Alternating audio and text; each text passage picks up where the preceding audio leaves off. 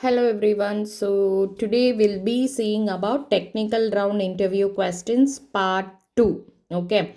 So if you haven't watched part 1, please do check the playlist so that it will be helpful for you to prepare the questions. So now let's enter into the questions. I have added the answer also.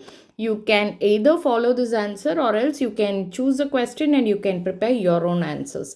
So the first question, here we go. How do you code HIV and related condition? If the patient has a confirmed diagnosis of HIV, use B20. If the documented as asymptomatic, use Z21. Never assign B20 based solely on positive serology or rapid HIV test. Always sequence B20 as a first code. Second question is, what is the correct coding guidelines for sepsis, severe sepsis and septic shock? For sepsis, use the code for systemic infection A41.9. For severe sepsis, the primary code will be coded as sepsis and the secondary code will be for severe sepsis with or without septic shock. And if the organism is specified along with the sepsis code, you have to add the organism also. And the next code should be coded for the organ dysfunction. How do you code primary versus secondary malignancy? If the patient is being treated for primary cancer, the primary malignancy should be sequenced first. If the patient is for a treatment for the secondary cancer should be coded first and the primary cancer should be coded second. And if the primary site is no longer present, you should code it as history code.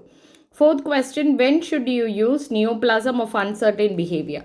Neoplasm of uncertain behavior means the pathologist is unsure whether the tumor is benign or malignant even after biopsy or other testing. In this case, we should use a code range from D37 to D48, which is describing that it is unclear if the growth is benign or malignant.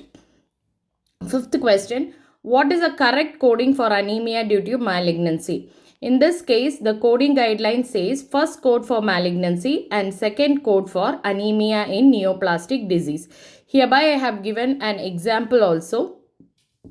If the patient is anemia caused by colon cancer, first code for the colon cancer and second code for anemia in neoplastic disease. Sixth question, how do you code iron deficiency anemia due to blood loss? When the patient has iron deficiency anemia due to blood loss, we need to identify the cause of the blood loss and use appropriate combination code. So first we will be coding for iron deficiency anemia secondary to blood loss, but it is not enough. You should add the underlying cause also. Seventh question, what is a guideline for coding sickle cell disease? Sickle cell disease coding in ICD-10-CM follow a structured guideline that includes the type of sickle cell disease, the presence of crisis or complication, and the need to link the complication to sickle cell if applicable. So next we'll see the eighth question. When do you use combination code for diabetes? In ICD-10, we should use combination code for diabetes when one code describes both the type of diabetic and specific complication.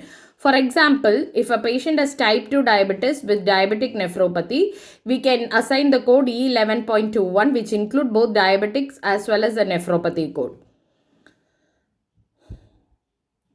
Ninth question, how do you code diabetes with multiple complication?